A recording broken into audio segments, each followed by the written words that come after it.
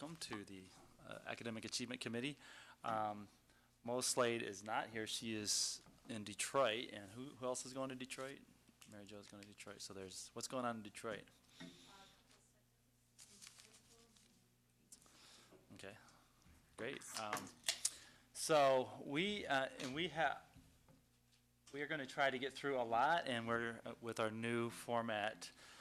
We have 2 reports, actually 1 report, and then an extended discussion of evaluation, which we're going to amend this agenda. I don't know if I need to do anything formal to amend the agenda. We're going to put item number 3 prior to instructional council after public comment.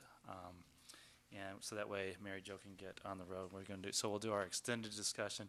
Actually, I think it's kind of good because the discussion around teacher evaluation includes use of assessment data, and since that's what the reports are about, I think it'll actually help us to understand the assessment data, and we could probably spend less time on that as a result of that. So with that said, we do have public comment.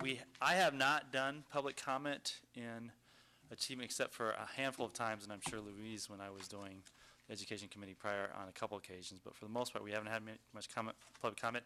I am going to just kind of do ballpark around 3 minutes. I'm not going to do precise, but kind of again keep your comments then.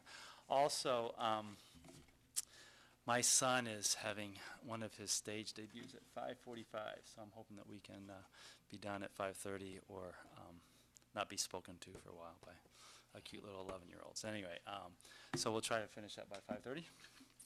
Okay, so first, just in any order, Louise, you want to come first? Louise Wilson.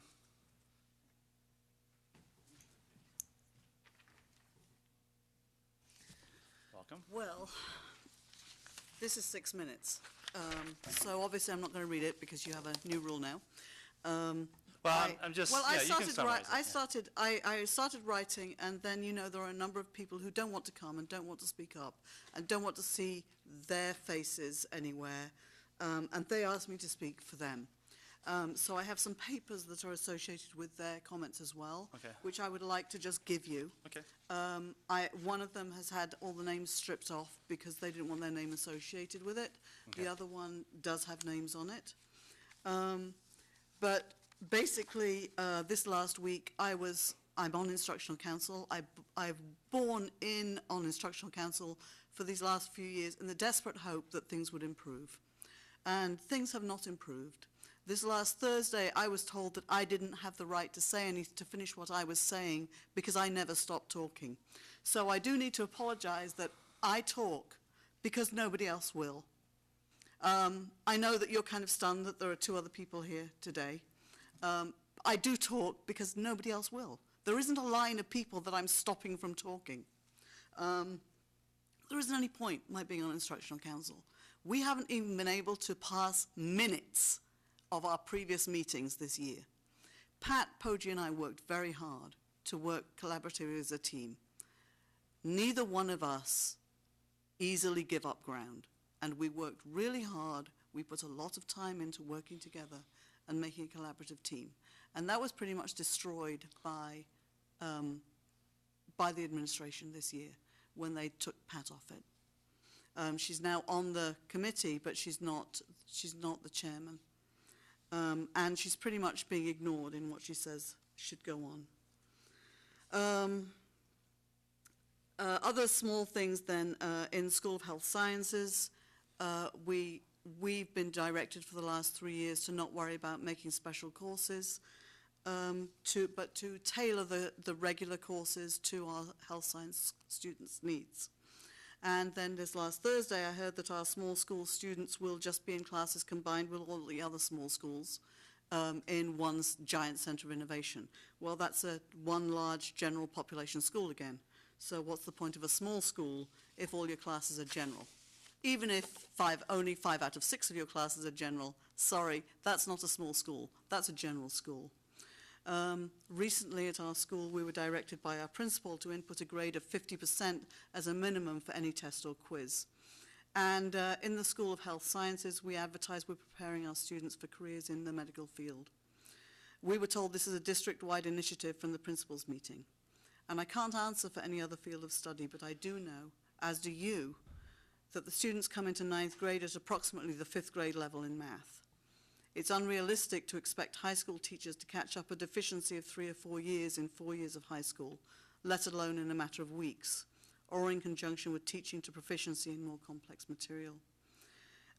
We did have a teacher in the district express academic dismay at this lack of rigor and skill being asked of our students, in apparent direct contravention of the high standards we're being asked to implement.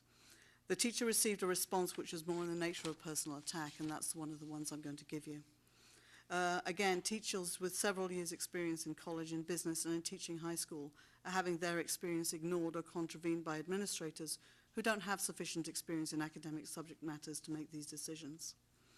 As a direct result of decisions by administration, this district stopped having students repeat high school math courses as soon as they were failed. This has been going on for 10 years, and as you look at the data for the last 10 years, you can see a steady decline in the objective measure of success for our students in math, as measured by the MEP, the MAP, the MME passing rates. Since teachers are routinely coerced into passing students who do not actually know any math, it's not possible to use GPA as an indication of math success. We've all put items into math courses so that students can pass.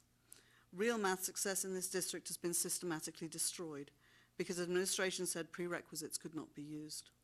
And there is an example of arguments where people have said, oh, this can't be done, that can't be done, but in fact it can. We've got many students in 11th grade who've not passed algebra or geometry. If you examine the results from the MME, you can see that the success in the MME is tied directly to success in math, and it's not improving significantly. I know you want to have students pass and graduate, but it's a piece of paper without foundation. You specifically asked for instances where teachers were being mistreated for speaking up, and I brought this because it was somebody who was treated badly when they spoke up, when they actually responded to a request for feedback. And it's a well-articulated academic piece, and it's just treated rudely. Thank you.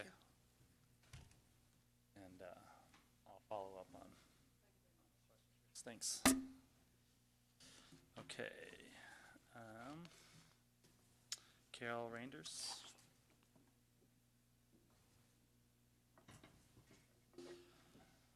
Good afternoon. Hello. Some of you know who I am, some of you don't. I am a mom, a grandma, a parent advocate, a student advocate, a librarian. Mostly my concern is my kids, all of my kids. These are all the kids in Grand Rapids Public Schools. And my concern is with social promotion. Now I'm going to read to you. What does the word promotion mean to you? To me, it means success in some part of your life, be it school, work, or business. It means I worked and improved to meet standards set for success. It means I have learned, improved, and grown. The idea of social promotion in education has long since its inception proven to be more than ineffective. The idea of passing a student who is unable to perform at, or at least close to grade level, is abominable. You are setting these students up for failure every time you pass one to the next grade without the skills necessary to succeed at that next level. The biggest issue is that we are failing to inform these students and their parents that they have not succeeded. The diploma they have earned is useless. They are unable to pass a simple math test or basic language skills assessment to get a job as a clerk or work in McDonald's. I know this to be true. I have witnessed this with my own eyes. A local young woman, a grad of Union High School in 2009, has been searching for work these past 4 years with no success. When it was suggested she go see the human resources people at Goodwill, Hope Network, Job Corps, and a couple other agencies, she did so. After a meeting that ended shortly after they discovered that she has a diploma, they informed her that they would not be able to place her in any of their programs as she should be prepared for the workforce based on her diploma. I myself have seen firsthand the failure to succeed while holding a diploma from GRPS. Young people going to community college and private colleges for training to be CNAs, LPNs, and private schools for cosmetology. Students paying out huge sums of money only to find their skills are not even close to what's needed to pass a class at any of the above named institutions. Who is making the money? The colleges, private institutions and organizations that take their money, and are they the ones making the money? I have tutored many of these students, trying to help them get through with some understanding of what they should have known before they got this far. If we keep passing along young people to the next level in their life without the skills they need to succeed, what have we told them? Every time we pass another student without skills, we're saying, we don't care.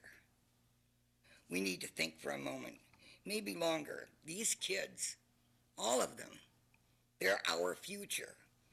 When do we step up for them? Should we start looking at standardized testing scores and comparing them with the grades being given to our students? Might be a real reality check. Should we look at the pressure being put on our teachers to pass students that are failing just so the numbers look good and the teacher is not at risk of losing his or her job? What can we do? Okay, thanks, Carol. Okay, our final public comment is Britton Fowler. Good afternoon. And because I'm speaking about similar topics, I'm going to summarize a little bit of what Carol and Louise both spoke about, and give you a specific example, such as, instead of just the social promotion, but we're being told as teachers, and even the counselors who I've been in contact with are being told to keep the students on track. Currently at one high school, there's a junior English class of 31 students, and only 10 of them actually have enough credits to be called juniors or on junior status, but they are in a junior English class. And what I've been told by that teacher is that we're still trying to keep them on track. So no matter what. I know in some math programs, some not, students are required to pass a pre-algebra class before they move on to algebra. But in English, students are allowed to move to the next level or the next year with no holding them back until they at least pass that class, and they're fully moved on, to the next level without any requirement of some time, or as long as sometime before graduation, they go back. So we have a lot of juniors and seniors that are still trying to make up freshman classes, sophomore classes, and this was actually spoken to me at an instructional council meeting last week, and said, well, math classes are much more comprehensive. And I took a little offense to that, because I believe the skills that are necessary in English and history, in the sciences as well, are very comprehensive as well. Yes, the skills are very similar, but the level of those skills and that you need to do at freshman year start to increase at sophomore year, junior year, senior year, and as many of you know, at the college level, especially when it comes to our writing skills. And we've been really trying to focus on that literacy and writing of our students, because that's where they have struggled on a lot of the MAP, PLAN, and ACT MME scores. So that's one thing I really wanted to speak about. One other thing too is something that came across my desk as a representative of my building, and looking at a lot of the finances of the forgiving of textbooks. Something came across from one of our media specialists that many of the media specialists in the district were told to forgive the textbook fines of students who had not turned their textbooks in, and or these textbooks have been labeled lost or not returned, all the way back to June of 2007 up to June of 2011. And we're talking thousands and thousands of textbooks. So we're talking over hundreds of thousands of dollars that are just being forgiven. And some of these textbooks are still on record, been distributed to students that are still in our buildings. Now, I understand that students that have graduated, they've moved on, they moved out of the district. Yes, it's very, very hard to try to get those textbooks and or that money back. But as far as I know, and I would love to stand corrected, that the district does not have any policy to even go after those textbooks. We don't take social security numbers, we don't put anything to a credit score, and I think that's a huge waste of money that the district is not trying to bring back to the buildings. I asked what happens next year when I have a freshman, sophomore, or junior English class that I have 125 students at that level, but the building I'm in only has 100 of those textbooks. I was told that the building then, who does the purchasing for that building, would then have to, out of their own budget, purchase 25 or 30 more textbooks.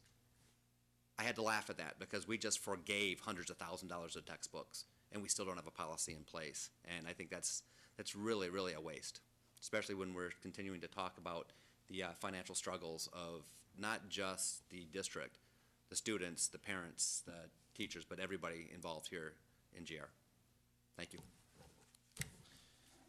All right, thanks. So we're gonna do the teacher evaluation? Okay, so we're picking up where we left last time. If y'all wanna stick around and, Nothing I can do about it anyway, and nobody wants to hear from me, so thanks. Good afternoon. good afternoon. Thank you. It is a good one. And thank you for adjusting the time. I appreciate Yeah. that. We are going to continue what we, the conversation we started at the last Academic Achievement Committee in February. And if you recall, today we're going to drill into the evaluation model itself. At the last one, we walked through the state law, we walked through the district framework of it. We talked about the importance of us is building a system that's built about about learning and growth, because that is a more productive way that the majority of our teachers are on track, and we want to produce the environment in which we can continue to grow our skill and learn from each other. We also talked about aligning our systems, that all of this is aligned with the academic plan, which is based on student data, which is a pre-K-12 plan, and then it is also, it drives the professional development, the evaluation, and the research, so it's all tightly aligned. And then today, as I said, we're gonna drill into the model. I had prepared to show the YouTube, but given the time frame, Okay. I think I'm going to pass on it unless you'd really like to see that. Let's we have wait, David because we here. got David here, yeah, I Yeah, think that, okay. let's go ahead and Okay, do that. I would say, did you guys get a chance to glance at it? I mean, it's one of those things. I go through all of it. I think that it's useful for the public to see, to go through, right, to see, and I So- would like to see teachers' responses to it, so. Okay, so, well, what we can do is start with David, and he's gonna walk through the performance rubric, and then also talk about the research and some of the national models that we've been drawing from. And then if need, and we have time, we can always go back to the YouTube. Okay. Does that make sense? Okay. So I'm gonna turn it over to Dr. David Stites with Basis Policy Research, who has been helping us grow and learn and working with us to develop the statistical and model for this. So I think I violated some policies by making my own handout for today, but that's what's coming around here. And I think you've seen everything. You know which policies you violated? 'Cause I don't, We just know I that don't you'd like actually to know have it ahead this. of time. You should have received in your packets the rubrics, the 3 rubrics, one for the K-5, 6, 8. Yep. So the only thing new there that you received in my packet is this front page, which is kind of just a graphical depiction kind of the overarching framework that we're striving for with this evaluation model, at least as we currently conceptualized it. Yeah, but just quick introductions. I've met most of you. My name is David Stite. I'm with Basis Policy Research. We're an independent research organization that focuses exclusively on K-12 education. We work with school districts, states, the U.S. Department of Education, foundations, teachers associations across the country doing work related to educational measurement. I reside here in Grand Rapids, and I've had the privilege to work with your team on the initial design of their evaluation system over the past 10 months. And I will say, having done this work in other districts and other places, it's exhausting to work with your team here because they've made an incredible amount of progress in a very short period of time in getting this framework where we stand today laid out. As you see, I think in your last conversation you discussed that you provided the overarching framework and discussed kind of the three components to the evaluation system. What you see in front of you with those rubrics really is a system for this year that's designed to build off the existing measures that we have in place within the district. At this point, there is, obviously more decisions have to be made about continuously improving this model and adding new measures to it. But as a starting point, we decided, we have to build off what we have within the district. And fortunately, within the district, you guys have some pretty solid tools already in place. You had implemented the Charlotte Danielson classroom observation rubric, which is the most widely used tool for classroom observations in the country. And it's also one that has quite a bit of evidence on its validity and reliability behind it. So you already had that in place, which was great. So we built off of that. You had NWA, the Measures of Academic Progress assessments in place, as well as ACT and DIBELS, which are kind of some core assessments to complement your MEP and state test data. So we built off of those. And now we know, in the future as this thing develops, the idea will be to introduce additional measures into the system. A fundamental principle in designing these evaluation systems is focusing on multiple measures and looking at those measures over multiple years. That's because we know any single measure has got limitations. There's just noise built into it. We call it kind of measurement error, but it's prone to just limitations on kind of the conclusions you can draw from it. By combining multiple measures, you get a more precise, kind of reliable understanding of how teachers are performing, but you also get a better kind of sense of the complete picture. And that's helpful for being able to pinpoint opportunities, strengths as well as opportunities for improvement for individual teachers, which is the goal of this whole initiative. And that was laid out very early on by the administration, that they want a system that's designed to really support rich feedback for teachers to guide their improvement. The measures that we kind of have built off of are designed to do that. So those are just some initial comments. You've all seen the rubrics on the next few pages. We can walk through some of those if it would be helpful. And I can... Yeah, go ahead, because we have not had, other than this video, I mean, we haven't really had a formal presentation on this portion. Okay. We were introduced to the Danielson rubric last time, which I have some questions about, but I'll wait. Anybody else okay with it? Yeah, I don't have no problem. But can I ask a quick Yeah, question? sure. By no way does this penalize teachers. No. It's designed, and we've made the intentional decision very early on, the burden is on the district to provide the evidence to support the decisions that are made here, to build the body of evidence. We recognize there's a long way to go in that process, but this initial plan uses the instruments that we have and is designed to just reflect, provide objective criteria from which to judge teachers. But, as this thing develops, there's no systematic kind of, it's not set up to penalize teachers. It's set up to provide feedback and to, through multiple data points, identify teachers, who are high performing, as well as those who have areas where they need to improve.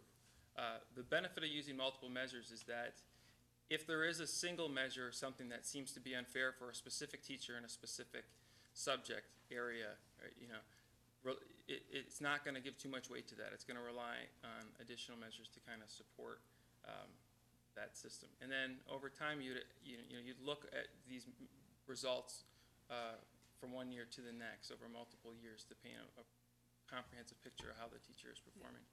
If I can just add to David's response, in fact, this year, what we did is we did everything is at the school level. So we're working our way slowly towards individual. And it's actually just the opposite. We're working hard to make this a system being about learning and growth, and that's why we tied PD so closely to this. And that's done by each teacher setting a goal. That goal setting determines what our PD is, linked with our academic plan. So it's quite the opposite. But it is a system that will address those with performance issues. And if you recall the last time I talked, that should be only about 5% or so. That's not the majority of our teachers. Did you have a question? Yeah, well, can you clarify, you said, at the school level and future plans are to, I don't know, kind of clarify that for me, please. Sure, I will. As the years move on, and starting next year, the state actually determines the percentage of the student growth, how much that weighs in on the evaluation system. So that's not our decision any longer after this year. Oh, okay, It moves into a state. okay, so we determined the percentage as of now, though. Okay. For this year, we did. And we also determined that it was at the building level versus individual. One other question, actually. You mentioned objective criteria, and that definitely just rang with me with the classroom observation. I guess maybe help me understand how that can be objective. It's a good question. Well, first it starts with having a good rubric, a good kind of instrument, and making sure that everyone who's walking into classroom to evaluate instruction using that rubric, to observe a lesson, is interpreting the rubric in the same way. The district has invested in training their principals. I think Cambridge Education provided training to make sure that all of the principals were interpreting the criteria in those rubrics in the same way. They were on the same page. So when they walked into a classroom, any two principals in the district should be able to walk into the same classroom of a teacher, observe the lesson, and their scores should be very similar that they walk out because they're interpreting it in the same way. Now, that is still subject to limitations. There's all sorts of things that can go wrong. Historically, what we've seen looking at other districts and nationally, you just have leniency bias, where if a principal can't interpret or make a decision, they just default to kind of whatever the middle effective sort of rating is. Now we're in a situation where principals are going into the classrooms and they actually have kind of they know and understand what they're looking for and have more confidence in the decisions that they're making. And that in turn provides rich feedback to teachers that's meaningful. It's, and it also provides some level of assurance that the system is fair across buildings, where you have different principals observing classrooms and kind of evaluating instruction. Now, this is the first year of this initiative, and it was quite a big step to make, the big milestone this year was getting all principals trained on the same rubric so that they walked into the classroom. That's a continuous process that has to happen. As well as implementing observation cycles for all teachers, not just teachers who are in certain stages of their tenure or probationary status. The next step to make the classroom observations more reliable and objective is to implement cycles where you have multiple evaluators observing the same teacher so that no single evaluator is driving too heavy of the results of an individual teacher.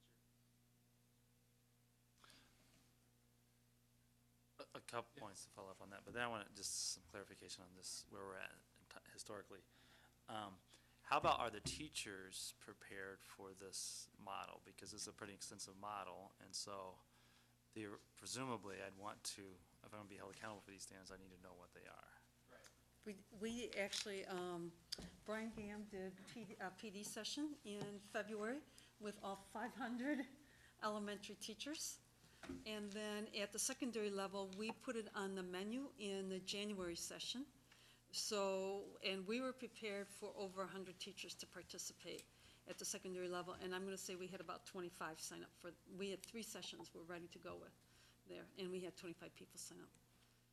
So we are going to continue to look at providing opportunities for learning because we think it's important. It's a transparent system, so people should know. You need to know what it looks like. And you need to know the Danielson rubric, and you need to know what's expected. I think that's only fair. Okay, so historically, teachers this year are being evaluated, and they'd be evaluated on this, in this framework, okay? including this. So the Yes. so this is, so Yes. all teachers will be evaluated with this framework. Yes, and I would say This that year. the district's been using that document for over 10 years, Okay, so teachers are, familiar with it. but principals are getting better training to be, Yes. to be better prepared at Yes, evaluating. and they're also okay? getting better trained at making the observations. Okay. And learning how to script. In fact, Roger Fry from Cambridge was here yesterday, today, and tomorrow to do some additional training on scripting and articulating next steps. Okay. Second thing, though, is that this, this go back to Nate's question originally, this isn't, evaluations do matter for teachers, so if they do receive an ineffective evaluation, there could be penalty to the teachers. Well, penalty, it depends how you define penalty, but what it will mean is, let's say I receive a minimally effective, then we as a district need to provide the professional development, the coaching, the support to improve. So it's about a growth model. It's not, okay, you got minimally effective, well, sink or swim here. It's what do you need to continue learning? It's the same thing that the example I just gave. Let's improve our scripting. So we're improving that with our administration. It's, we see a need, let's provide the professional development and grow as a system. So I don't see it as penalizing people. I see it as a growth model that if I need to continue to build capacity, do we provide the PD that supports that kind of learning and development? Okay, so that's what happens next year if I get a minimally effective or ineffective. What happens if I keep getting it? Right, that's when you, and this is in our evaluation Okay, plan. You go okay. on to, the state says we have to call an individual development plan, and you get on an individual development plan, which increases the number of classroom observations. It also includes specific goals, depending on what the issues are. So there's, again, a very clear plan of what needs to be addressed and what is expected to change in terms of teaching practices. And then the PD follows that.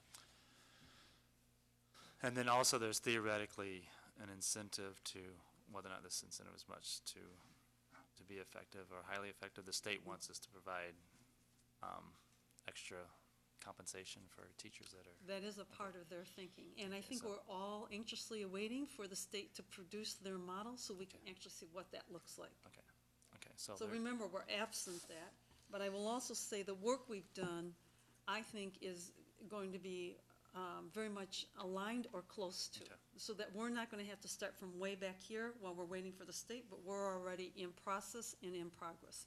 And I think David can speak to some of the work that we've been doing and what he has seen across the state and across the nation, so. Before you go there, made it pretty clear that obviously, we have some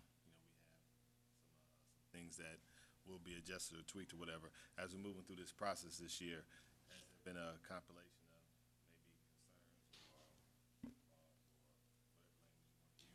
concerns We actually are in the midst of completing a Q&A that we received from the teacher feedback when this was rolled out to them in early February.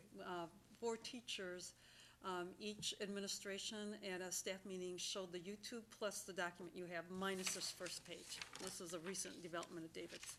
And then gave everyone an opportunity to give us feedback on it. And then as we continue to develop, we are setting up regular structures so we can, on a regular basis, have teachers engaged with our work and get feedback while we're in the design phase. This year, we had to run pretty quickly to be ready, and we had some feedback, but as we go forward, it will be a much more formalized process. that list is compiled? I don't know if you could share that with the committee. I just would definitely like to compare that to just, the earful that you just get around in general. Sure.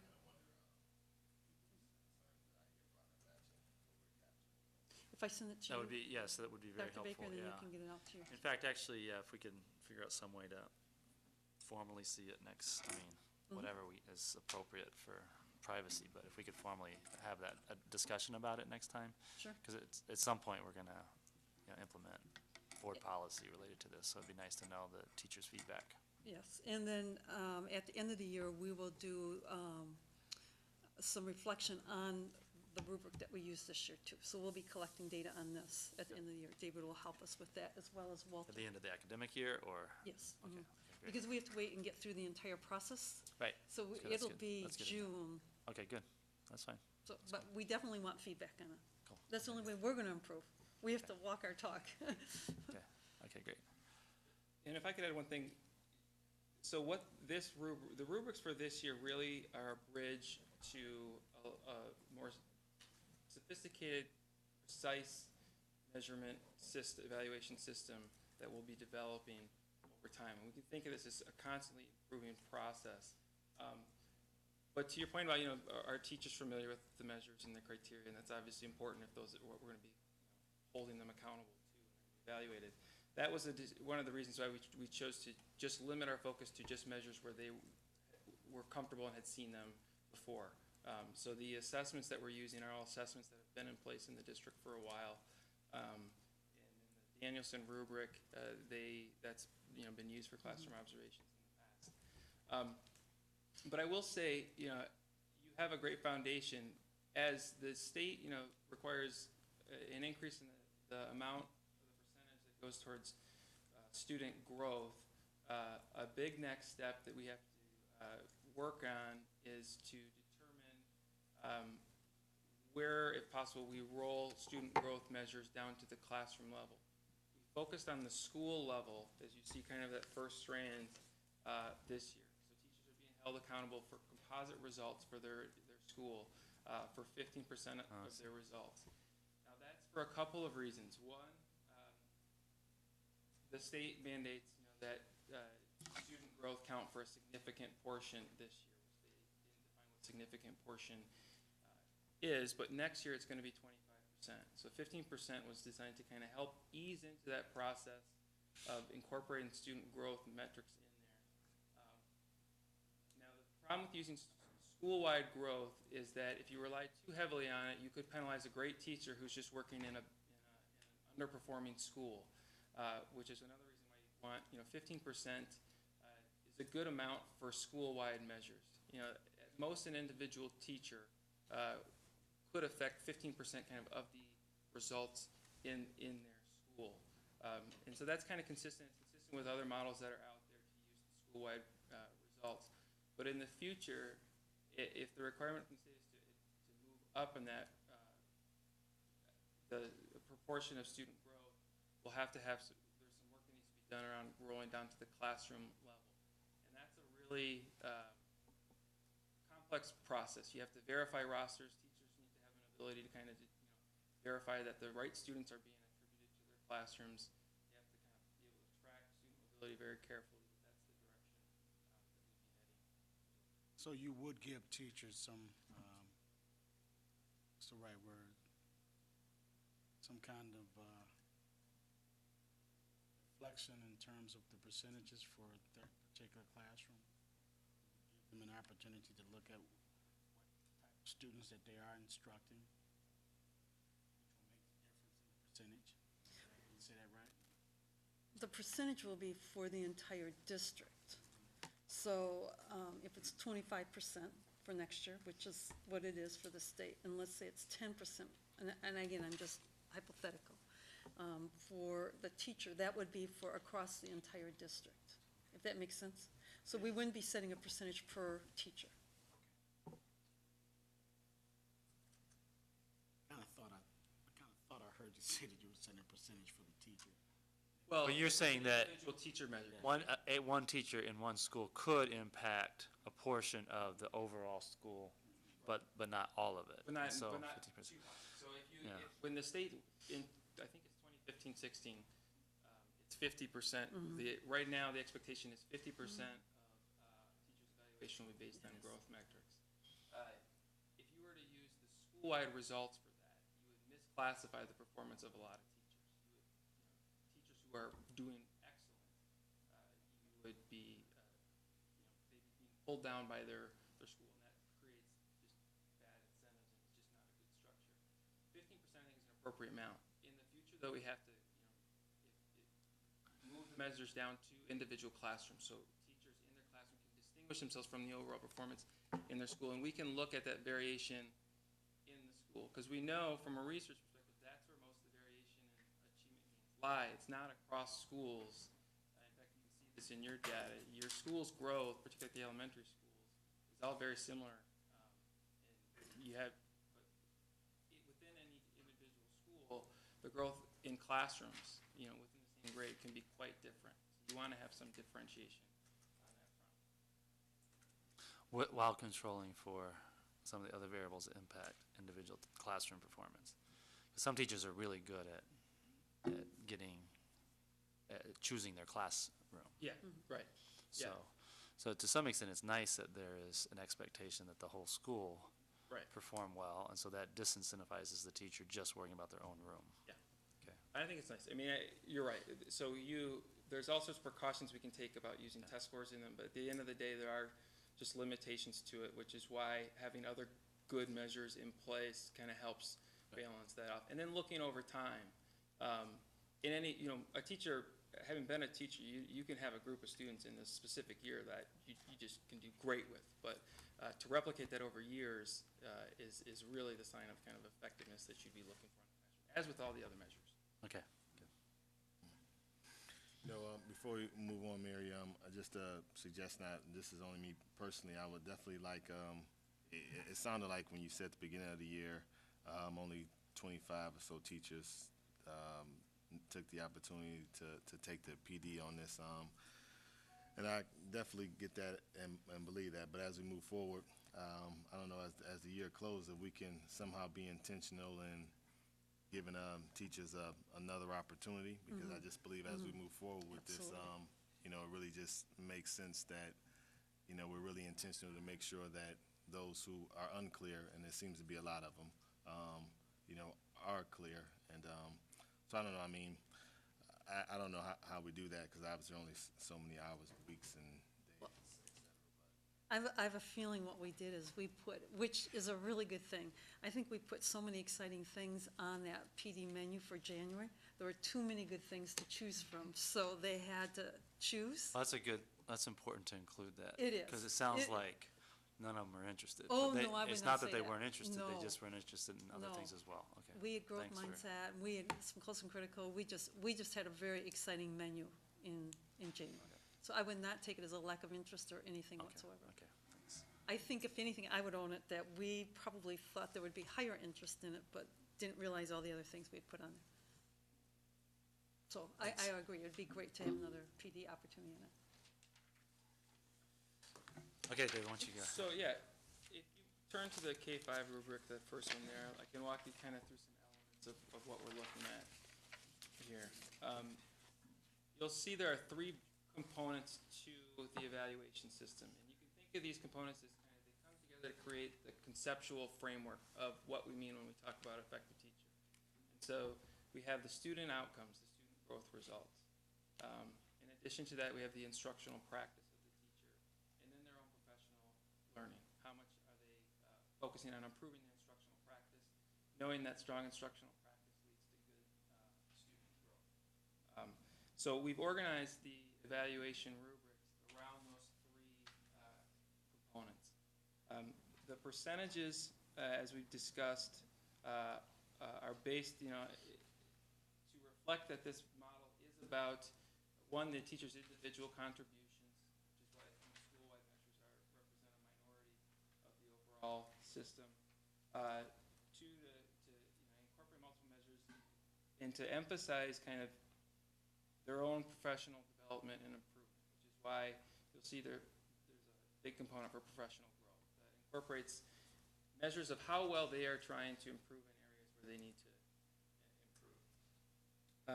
Within each of the those 3 components, there are a variety of performance measures. This embraces this concept of multiple measures so that we're not relying too heavily on one measure. Now, for this year, those measures are all based on basically a single year. In the future, those measures can be based on multiple years of data. Now, we can't do that now because you'd be retroactively holding teachers accountable for things that they didn't know in the past. But that's good practice because particularly with growth measures, they're just noisy, and they're what we call volatile. They bounce around. Again, a teacher has a good classroom, their results could spike. If you look at multiple years of data, if a teacher has a bad year on a specific measure, that won't have a huge penalty for them on their results if they have a track record of success in the past few years. So in the future, we can think that some of these measures will move towards looking at multiple years, and that's consistent with research. How multiple?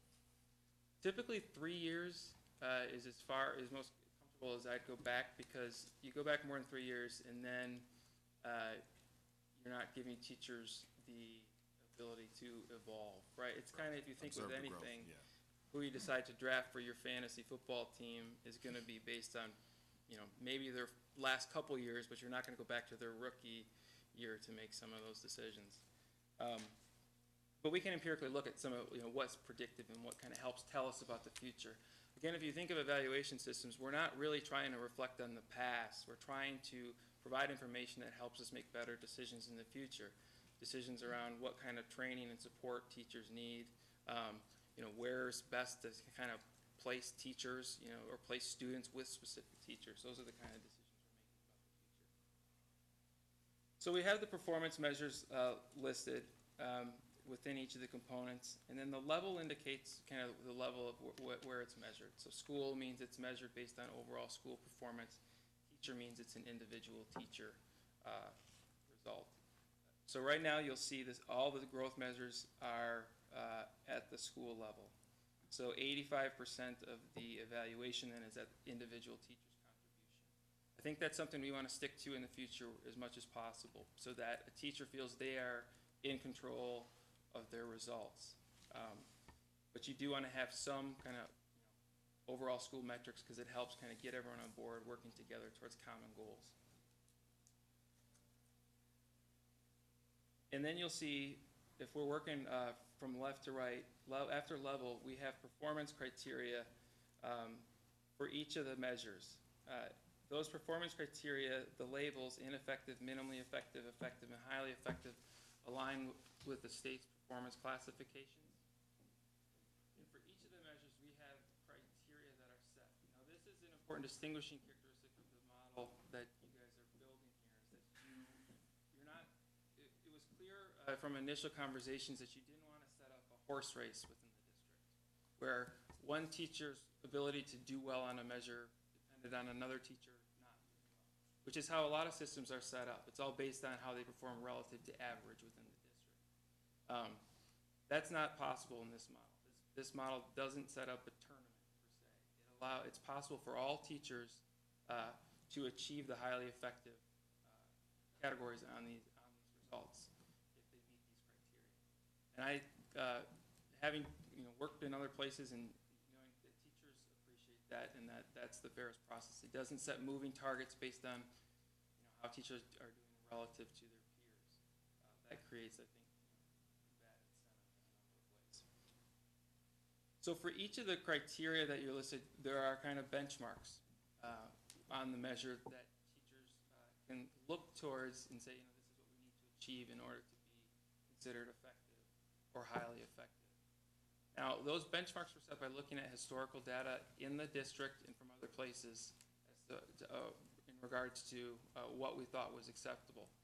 So for the student growth measures, the effectiveness measures are all set so that in order for teachers to be effective, their performance has to be basically average or better. Now, average in the sense of what's national or state norms from the tests, from prior tests,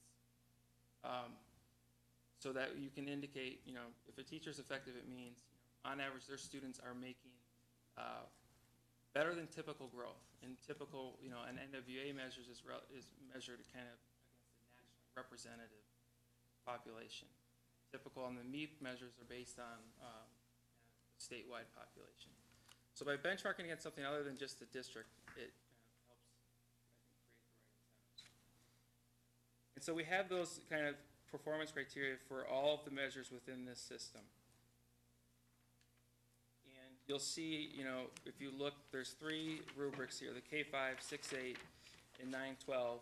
And the student growth measures are different for each of these rubrics because obviously the assessment systems and the measures that are appropriate are different for high schools than middle schools and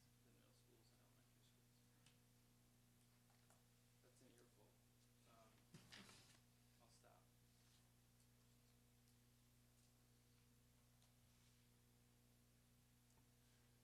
I'll stop. I'm sensitive to time. Do you get paid by the hour? Or- Oh, I'm just we trying to- wouldn't be able to afford it. Okay, good.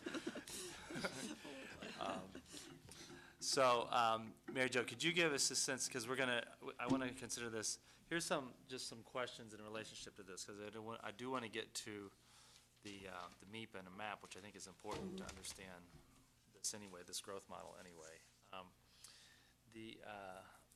In terms of a timeline, we are going to be asked to approve a board policy for teacher evaluation. And it would be nice to have it come through this committee after we've had, a thorough vetting of what's happening.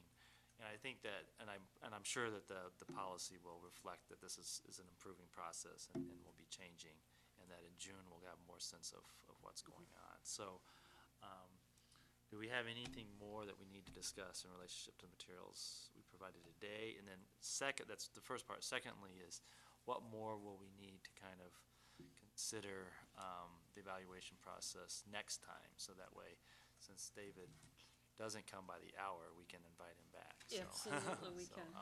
I would say then, as we get closer to the end of this year, our work right now is to start building this model for next year. Okay. We need to look at including, what does it look like to have tripod be a part of this in a way that is about learning and growth. So that's the conversation we're going through right now, working with David and also working with Cambridge on this, including Dr. Ferguson, to say, okay, what would that model look like? So we're learning, and then we'll be putting a model together, and that's something we can certainly bring back to this group. We are going to be working on that and then hope to share that with the district in May sometime. But again, that assumes we can proceed with work rather quickly, April and March, because, April and May, because March is just about over with. But that is our goal that we've set for ourselves, so that when a school is ending, staff is leaving with a sense of what the academic plan is and what our evaluation model looks like in some sense of the PD. So that's our goal. But again, I want to state that as a goal, Okay. and that's ambitious work to be done. And then we will be looking at the performance criteria once we get done with this year, so that we can take a look at what we've done, how that's worked, and where we may need to tweak that. And then hopefully by June also, if I can just say this one last thing, is the state will have revealed their model. Okay. Do you have any idea what our timetable will be on the? Well, that's what I'm just gonna, That's- can you actually, maybe you could, I don't know if Sharon's gonna play it, if you could get with, I know that it was, we almost, we're gonna have a first reading of it yesterday, right? I don't know if you know that, but anyway, it would be nice to know, it's like, what kind of timeline is this? Is there a timeline? Because it sounds like it would be nice to wait until we get more of the stuff that you're talking about. But if we need to do policy, then maybe you could discuss with Carolyn, and we could discuss it for the agenda for the next time. I would like to have another broad discussion about that, and I think that also around teachers' response to this, so that stuff, and then also the how this gets implemented at the administration level. So those would be things that we should consider at the next meeting for sure. And then also whether or not we're going to include a discussion on the policy at that time, and if there's a time, if we need to be sensitive to time. But it'd be nice if that came through, and certainly it would be nice if it came through and we understood it in relationship to the. Absolutely. So we can work with Sharon, if you're doing the policy piece? No, okay. No, Well, she will eventually, I'm sure, I would imagine, but Whoever. I think that there's a policy. We'll work it together, so There's it's a all policy comprehensive. being, okay. the second thing, and Dave, this is one last question just for us to think about. From the teacher perspective, I know, I know from different arenas that and then also I am an MEA member, so there is concern as to evaluations in general and the impact of evaluations in general. And I think that we've talked often, and so this is meant to get past some of the criticisms of that evaluation. But can you just, what is some of the controversy around this, and so we can kind of keep in mind why? And then I'm actually going to ask Britton to encourage people. We can at least try to be responsive to what teachers' concerns are. I think I have to say that I've tried, and so I think my colleagues have. So what are some things that some questions that we should be thinking about that you know of, or critiques of the evaluation process? Well, so the biggest critique I think we have is that the pendulum has swung really far in a very short period of time across the country in terms of teacher evaluation. It went from sort of a perfunctory exercise where in almost every large urban district across the country, no teachers were being differentiated. So they call this the widget effect. Every teacher is effective. And that consequently, there was some public backlash to that, but also it alienates teachers to not get rich feedback on their performance. As a consequence, the pendulum swung all the way to this really heavy on objective quantitative measures, including student growth, and incorporating those into the process. Now, that's all great, but that requires, as somebody who works in education measurement, just as much care to make sure that's done appropriately and that these measures are treated with the care that they deserve, because they are sensitive to noise. They all have noise. They're measures. Just like, any assessment you take, there is just measurement error that's built into them. And I think there's been a big concern that for some of the measures, if they're noisy, like if growth results provide misleading or inaccurate results in a given year, that teachers will be penalized as a result of that. The way we try to get around that is by incorporating multiple measures and incorporating multiple years of evidence. To really, as I said, you need to provide a body of evidence over multiple years to justify larger decisions related to how you use these evaluation results. And that's what we're striving for. And that's why I think incorporating the tripod student survey into this system would provide an additional measure to help support the system. Because right now we do have a lot of weight on the classroom observation results. I think what we're trying to do is build on really the advice that we've seen coming out from research and practice, and to give teachers the assurance that the decisions we're making are in line with kind of best research practices, as well as some of the documents that have come out from the MEA and AFT regarding best practices on these fronts. What I think a next step is to embrace sort of a benefit of the doubt approach in how we do this. Right now, as I said, this pendulum has swung, and we've relied so heavily on these kind of formulas, letting a computer decide what your results are based on objective measures. I think there's an opportunity in Grand Rapids to think, how can we actually go beyond these existing systems and develop a system that incorporates kind of human judgment in the process, but it looks at the measures and allows for better decision-making on the part of principals and on the part of teachers, not necessarily make teachers feel like it's just out of their control, it's just a bunch of numbers and computers that are dictating their results. And there's some interesting kind of approaches out there that use that. Massachusetts, for example, is adopting a model that really provides more of just a dashboard of results, kind of for a principal or for a district leader to kind of look at and examine performance in a variety of different ways, and then provide some parameters to help them make more informed judgments about how the teacher is performing. That helps fill kind of the void of there's just some things that, no matter how great the measures are, they can't get at. We may not know if a teacher has a personal tragedy going on in their life that affects just their performance in a given year. These measures are not going to pick up on that. But a teacher or somebody else would be able to kind of, or principal will be able to kind of bring that into the fold and considering and making judgments on these results. So it's a long-winded way of saying I think that what we're trying to do here is build off of the research, but then go beyond that and address some of these concerns that teachers have about, really relying so heavily on measures and not kind of bringing in some of these human elements that I think are important to understand context and whatnot. Okay.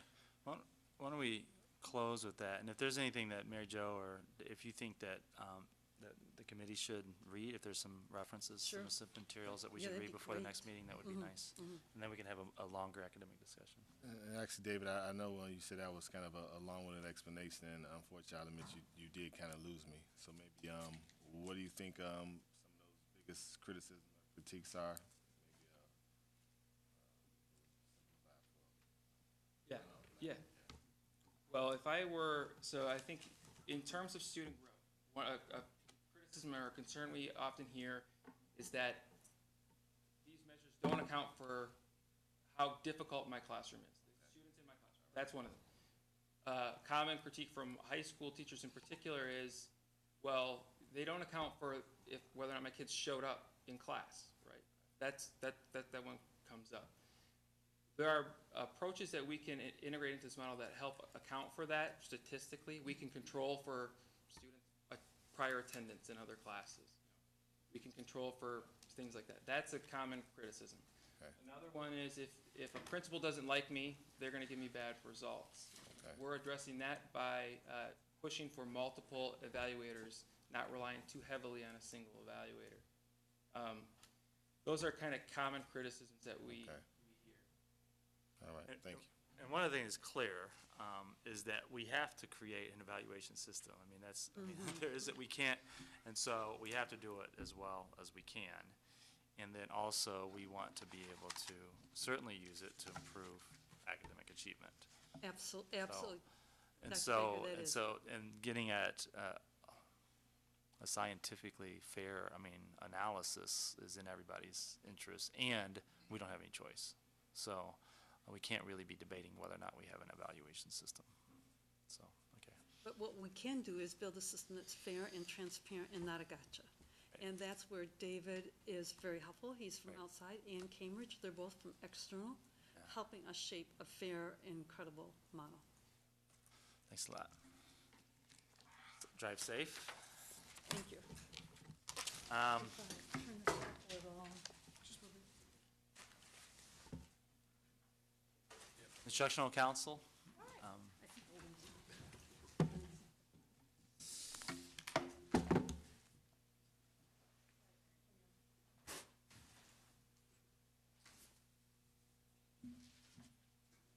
Anything to report?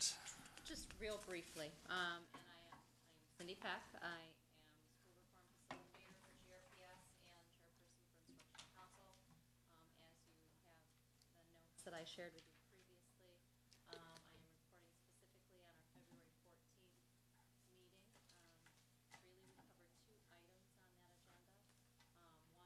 One was 2 syllabi that were shared by Dr. Gonzalez from City. And Dr. Gonzalez received a great deal of feedback around those syllabi, some suggested changes. In fact, he is looking at revising both the syllabi and coming to a future meeting to formally have them approved by Instructional Council. And then the other item on the agenda that was covered was the curriculum team provided us with an update. The curriculum team is looking at adding additional advanced placement courses to our system. So really, those were the 2 items. And these, have you decided on these draft agenda items for March, or your? Oh, we actually did have our last meeting. Oh, this was your March. Well, yeah, so the draft agenda items, those were the items that were on the agenda. Oh, so you've had the Was March last meeting too, which isn't reported on Right, here. which Okay, is all right, reported so, on here, because we will need to be to you before the next meeting, so. okay. You said the March report isn't available because what?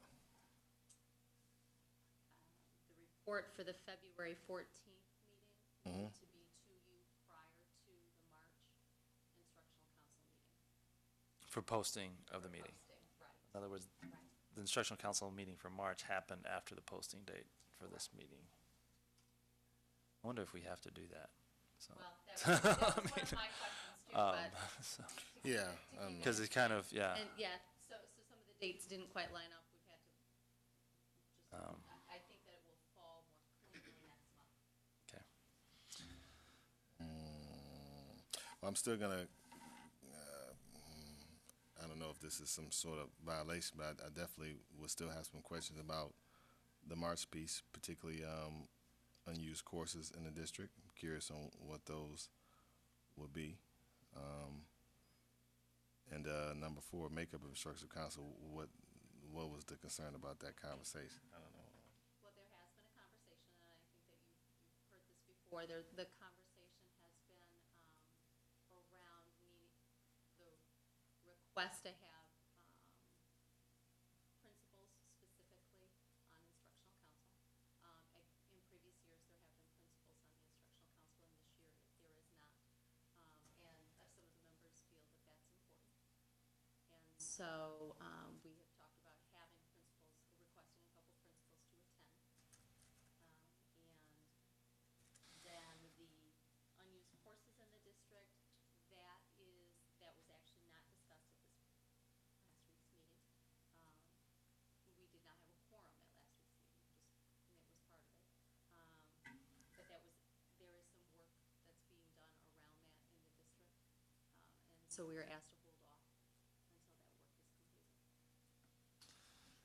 Okay, in relationship to the makeup of instructional council, some of that's contract, and we're discussing later this year, much later this year, how instructional councils work and how we get information from teachers to the board,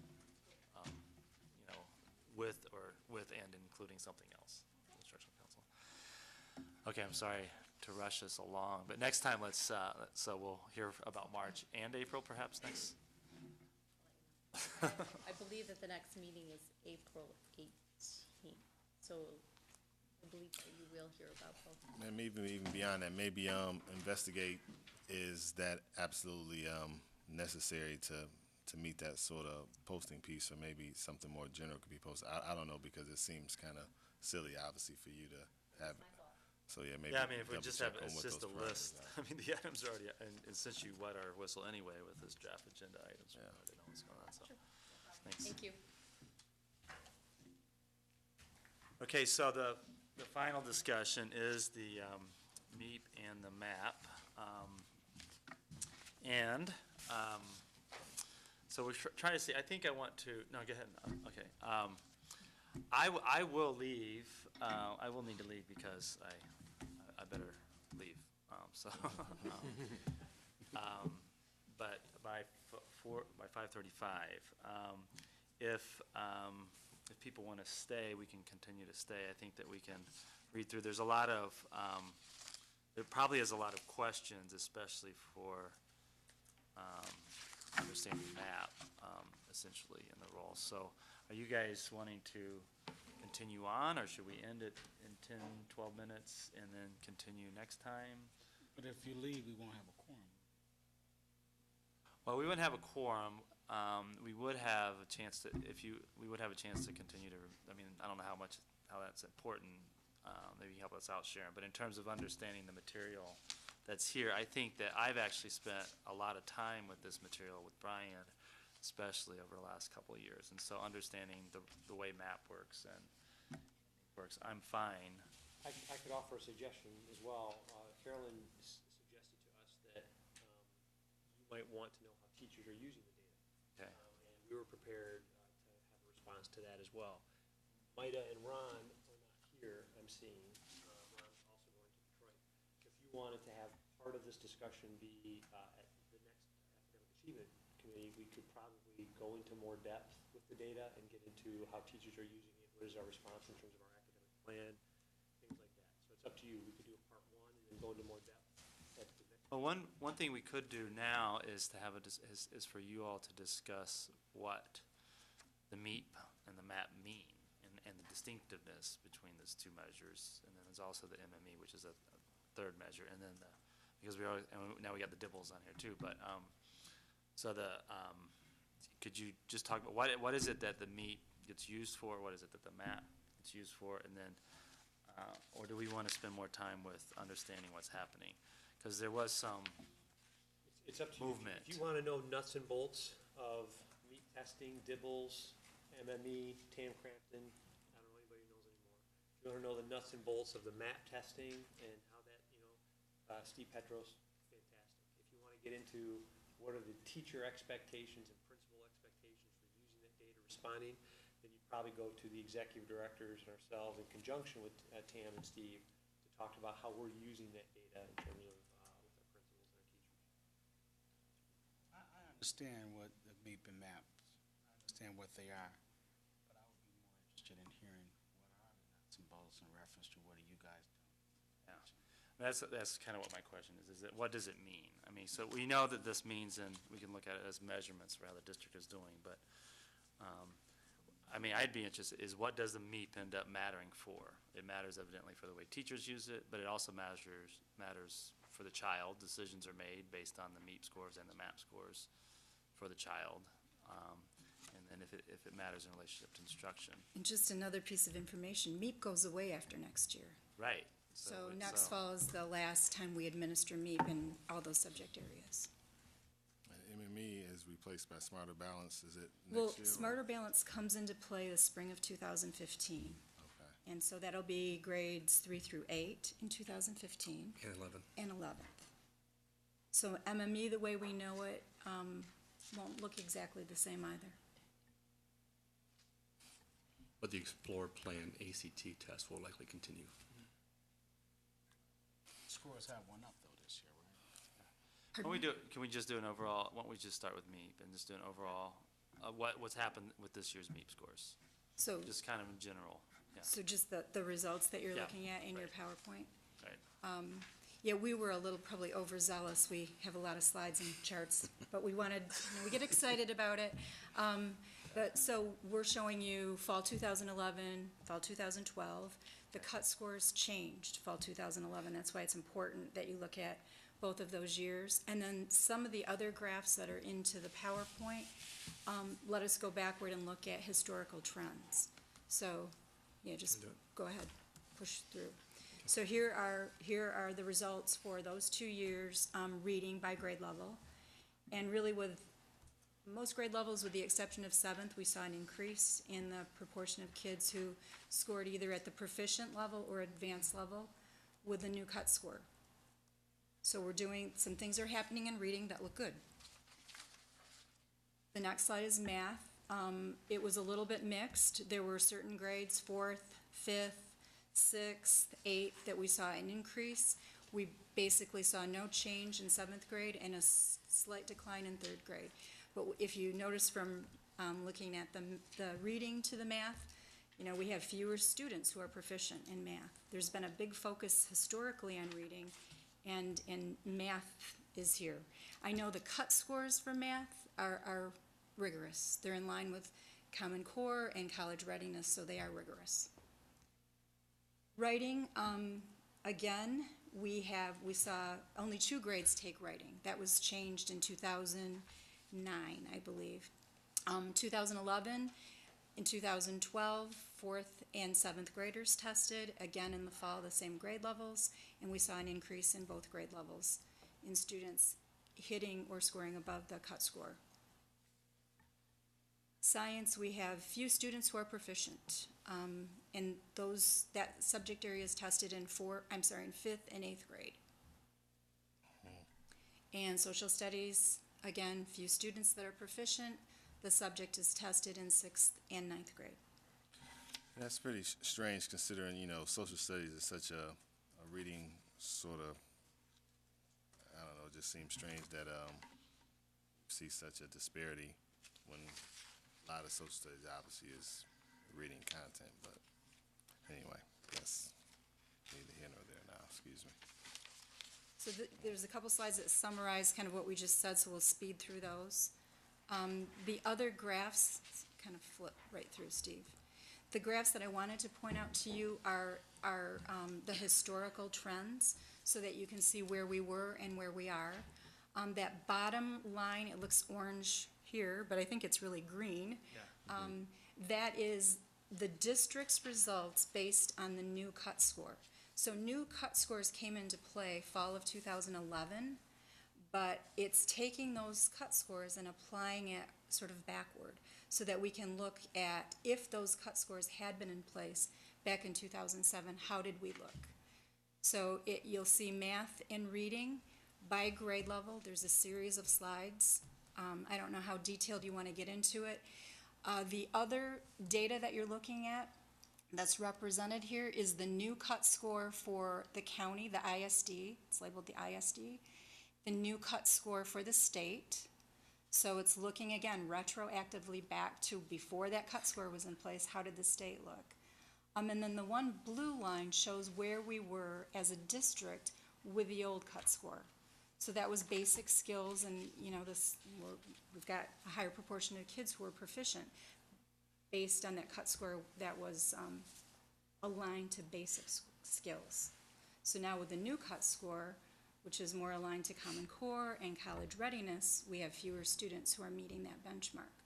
But there are some good trends. In some grade levels, we're seeing a little bit of a narrowing of the gap between how our students are doing and compared to the state. So I don't know if you have questions that you want to. There's always so much. I know. You look at these. I mean, I'm thinking, these charts here, I think are, ones I'm looking at, are more helpful. Like, for instance, would I read here that the ISD in the state, so when we go into the new cut score? That's the old, yeah, the new cut is there. Right, but is this the? That's the new cut for the state and the new cut for the ISD. So all the way along this is, so then their numbers are pretty much the same. So if we'd had the ISD old cut score, it would be way. It would be Yes. high, okay. Yes. So okay. So but then the thing is that's also interesting here is that we show improvement, but these lines are almost always parallel. There's similar trends. There's So it's some. not just that we're getting better at math when we're getting better at math, but it's everybody's getting better at math.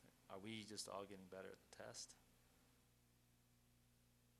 Well, this is. I mean, I don't know. It just seems like something's going on that, presumably we teach math differently all across the state and have different kids all across the state, but the lines are parallel. Yeah, in many cases, they are parallel. And there's a few. Sometimes there's a slight Yep. decline. In a couple cases, it looks like we made much more improvement than this, and we You're right. closed the gap a bit. Right. Or in some cases, quite a bit. But in other cases, we're still kind of. We're very similar to the state trends, yes. So where should we be That's a in good terms question. of percentage? Where should we be? Well, if you're talking about accountability measures, the goal is 10 years out that 85% of our students need to be proficient. That's kind of what we said earlier with the. So 85% in reference to 10 years out. That's the new state's accountability measure scorecards, and they're looking at 10 years from last fall, so the year 2021.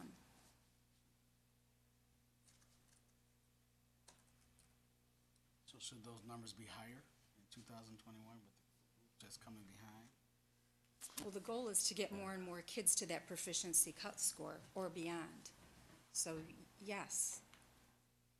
One of the things that seems at least better with this cut score is that it is geared toward these college readiness goals, and so there's probably more correlation with the MAP now, with the MAP scores, which does also measure college readiness. Right. And this, like we said, it goes away after next fall. And there'll be a 2-year gap between the last MEP and the first Smarter Balanced. Okay, so what does the MAP and the MEP mean for us now, this year? I mean, what consequences does it have, and then how does it get used? It's still part of the accountability measure. So in the summer, when the state looks at the school's level of proficiency for students who are full academic year, it'll count. And that's a whole lengthy conversation about the new accountability measure. And maybe that could be an agenda item later on. Okay. So yeah, it is part of it. And then how does the MEP get used? I mean, how do we, what are other ways that we use the MEP scores? Well, the academic plan, I Okay. mean, Brian, do you want to speak to some of this?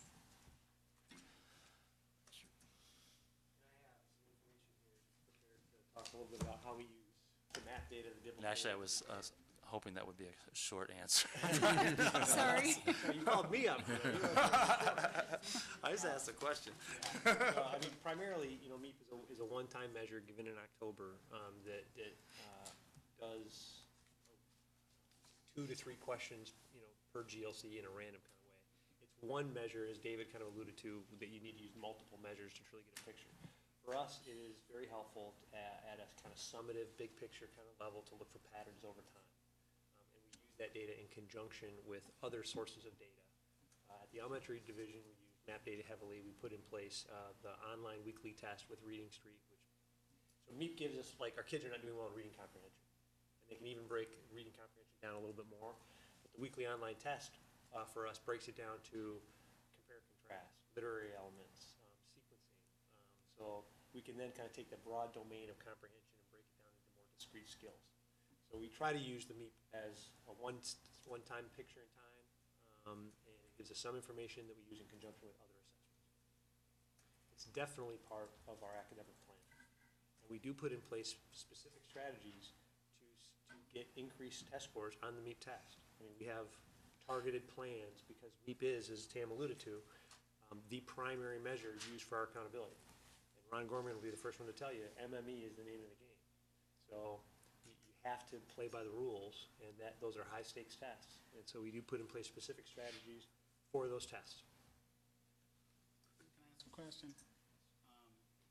In your scoring, if I go back to the first part where you talked about the proficiency in math and the proficiency in writing, you specifically looked at both the 7th grade on proficiency in science. Is there any data that can say what's happening with the students when they get to the 7th grade? How so? What do you mean, what happens with students when they get to 7th grade? Yeah, why this score seems to be kind of low? In science? Well, science is only assessed a couple of times. 5th and 7th grade, or 5th and 8th grade, I'm sorry. So, just twice. Same with social studies. And writing too. In writing. So you don't get that continuum. With the other tests, with reading and for math, you can do some growth. So you can potentially say a student was a 1 low last year, and they've now gone down to a 2 low. So they've declined a little bit. They're still proficient, but they've gone down. And it's somewhat arbitrary because the MEP is given in October, and it tests previous year's content. So a 3rd grade kid, I'm taking the MEP in October, and I'm getting assessed on K1 and 2 content. So that's where some of the linking that test specifically to, it's just a point in time. And these graphs do not track by cohort. These are different groups of kids every So year. it's just the students that tested in that grade level for that year.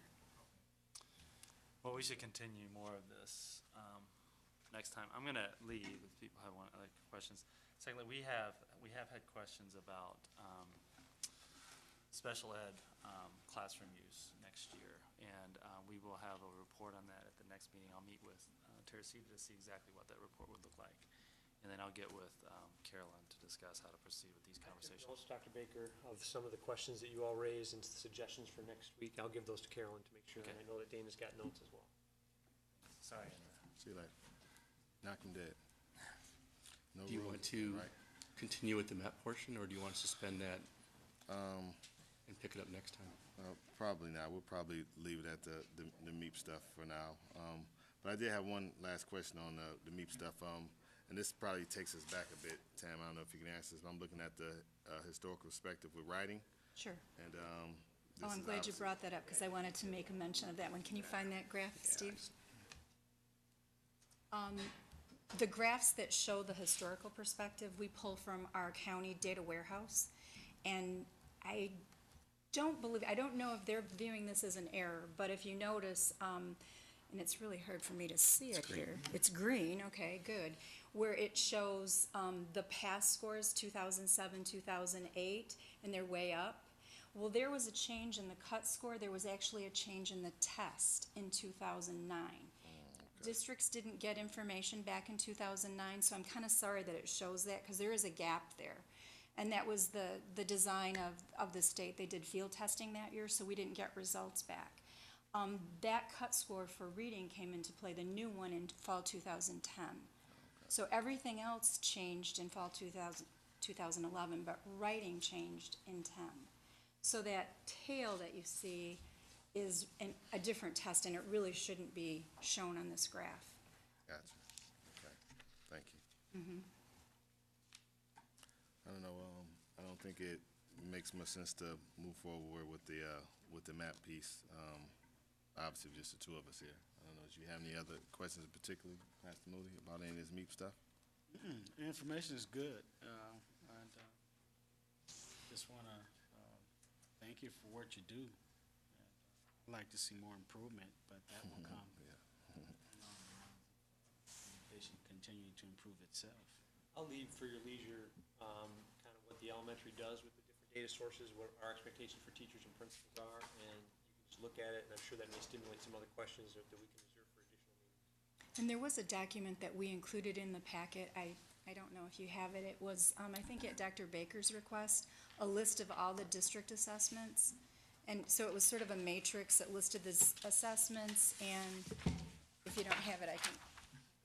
Give her a copy. I don't think so. Okay, no, that's not in there. Okay, yeah, this is good. Thank you. Thanks. Gotcha. All right.